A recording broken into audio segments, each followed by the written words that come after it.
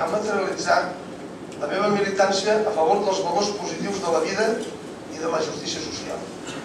Sant Adrià era a mitjans dels anys 80 el paradigma del que en deien una ciutat del cinturó industrial de Barcelona, una ciutat maltractada per la història recent, sense serveis, fragmentada, oblidada per les administracions, oblidada pel país.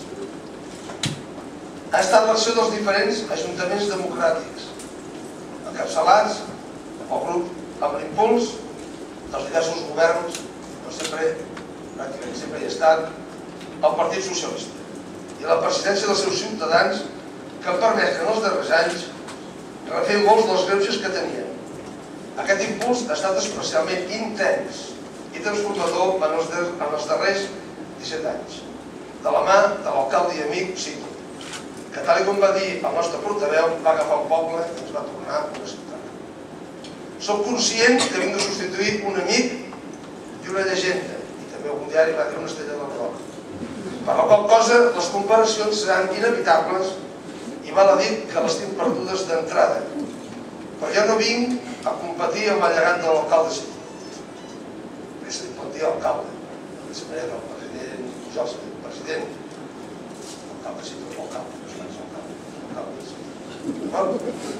Vinc a treballar per a preservar aquell llegat i a treballar per a trobar noves oportunitats per a la nostra ciutat, per a la seva gent, pels seus ciutadans, perquè tothom pugui tirar endavant el seu projecte personal de vida i ho pugui fer amb dignitat. Gent treballadora senzilla que està patint els efectes brutals de la crisi, una crisi que, com he dit sovint, no hem creat la gent treballadora, no hem creat la socialdemocràcia. Potser en algun moment no ho hem fet bé del tot, i no dic les coses, però no ho hem creat nosaltres. Una crisi que, tal com heu pogut comprovar en aquest ple, intenta que els que no tenen res es barallen amb els que tenen poc, els que tenen poc, els que tenen alguna cosa, i els que tenen molt quedin al marge del debat. És per això que una de les meves obsessions serà la de la protecció i la corresponsabilització de tots nosaltres, ciutadans de Sant Adrià, i la projecció de la nostra ciutat a la recerca de noves oportunitats. Protecció davant les injustícies, com hem fet amb el cas de les preferents, i com fem i farem tot el consistori unit en el cas dels desnonaments. Protecció perquè continuarem fent de la protecció social una de les prioritats de la nostra acció de govern, conjuntament amb l'eix econòmic, laboral i ocupacional.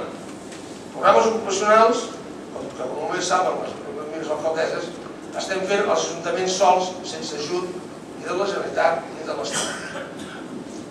També hem de despertar i potenciar la solidaritat entre els nostres ciutadans a la recerca de formes imaginatives d'ajut mutu que ens ajudin a suportar i a passar la crisi. La renovació del front litoral amb l'impuls universitari ha de ser la font d'aquestes noves oportunitats per a la ciutat. Hem d'aconseguir que aquesta transformació repercuteixi positivament en l'àmbit ocupacional dels nostres veïns i veïnes. Em comprometo com a alcalde també a treballar per continuar mantenint un ajuntament sòlid, que vol dir econòmicament viable, perquè els ciutadans i veïns nostres no els hi hem de crear angoixes suplementàries a les que tenen i perquè hem de poder continuar oferint tots els serveis que estem donant.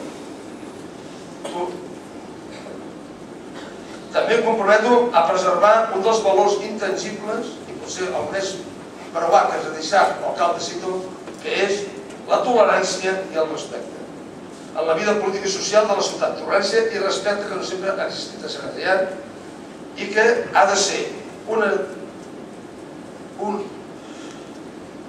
eina de l'acció política humanística que té com a nervi central les persones, sigui quina sigui, la seva condició, la seva creença o la seva raça, i que facilita la tolerància i el respecte a trobar allò que ens uneix, que ens permet consensuar i pactar, en definitiva ens permet progressar. Des d'ara i els diferents grups municipals us dic que en els punts importants, en els reptes que tenim com a ciutat, buscaré el vostre acord a partir del diàleg fluid amb tots i cadascun de vosaltres.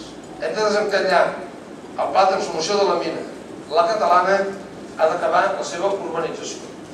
I el grup d'Iniciativa EUA especialment, els dic que estic content de continuar el pacte que des de fa anys mantenim i que espero que des de la meva nova responsabilitat sabré conduir adequadament. Relació aquesta que també inclou una relació personal i d'afecte cap al Gregorio Bergoglio. Un home molt savi ha deixat escrit que l'ésser humà per sortir de la barbàrie no té cap més remei que construir un sistema de valors. Valors que tenen a veure amb la llibertat, la justícia social, la comprensió, la tolerància, l'amor, el respecte i la solidaritat.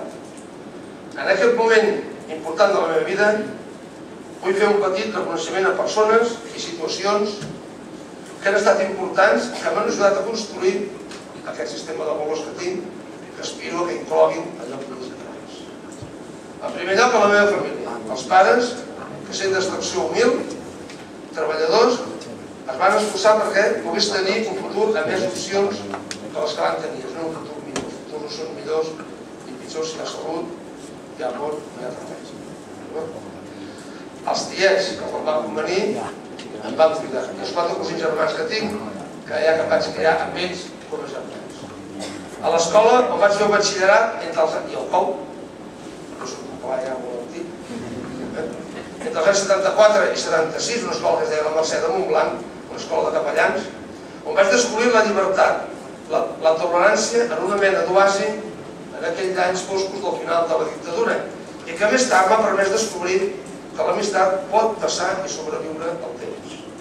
El Jaume Custodi, company i amic que ara té 90 anys, de qui vaig aprendre la força de les conviccions i la tenacitat a mantenir-les, que és la persona qui em va encatussar per entrar a això que diuen PSC. A la Laura, que tot i que no li agrada que parli d'ella en públic, haig de dir que he après d'ella el comportament ètic del comportament davant la societat, sense esperar res ni culpabilitzar a ningú dels nostres propis actes. I els fills amb els quals estic intentant aprendre a ser pare. El cito. Aquí he après l'aplicació pràctica durant 17 anys de les paraules tolerància i respecte. Del munt de regidors i regidores socialistes que han passat al llarg de la història per aquest Ajuntament i dels quals voldríem esmentar-ne 4. Un, que es deia José Barbudo, que és mort, que és un exemple del que és la integració. L'home sempre explicava que ell va arribar a Barcelona i tenia molta gana i es passejava pel barri xina. Va sentir 2 dones que parlaven en català, tal així com un pa de figues. Ell va deduir que allò era menjar. I quan les dones van marxar, va anar darrere la porta i se va menjar tot, i el qual va quedar i que tenia ganes de sentir tot el que. A l'Antonio Gordillo, que jo crec que va marcar un estil de ser regidor de serveis municipals, l'Antonio Salvatierra, que és un amic que ara està passant molt malament amb una malaltia i que es va forçar per tenir el barri de la Mina millor. I aquests 3 companys són exemples de com la democràcia permet a la gent senzilla i treballadora passar a dirigir, a gestionar una ciutat. Que la política encara ens ho vol retallar, no ha de ser només el rics. I em deixo pel final l'Àngel Rosell, que és una companya i una amiga que als seus 80 anys encara està treballant perquè el món sigui una mica millor i portant tota la vida. Des del camp de la Bota, que tenia una guarderia, fins a les seves dones adrianes, que està intentant que les dones del barri de la Mina adquireixen la dignitat que es mereixen. Un record ben especial al Salvador Agat, a Joan Martí i a l'Oriol Alzina. Per tot el que van patir, els companys del PP saben que això no és un tropel cap a ells, sinó que l'he explicat en Susur. Van patir molt i ells sempre seran amics.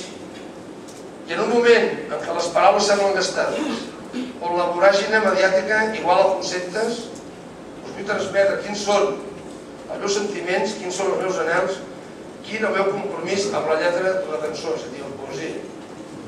No cantaré. Això ja ho teniu, ja estem solats. Recitaré d'aquella manera que també tinc una veu. Tinc un amic meu, que és castellano parlant, que diu que tu hablas un català molt ràpid. No vocalitza. I això ho va descobrir un dia que li parlava en castellà i no m'entén. Només no m'entens perquè no vocalitza.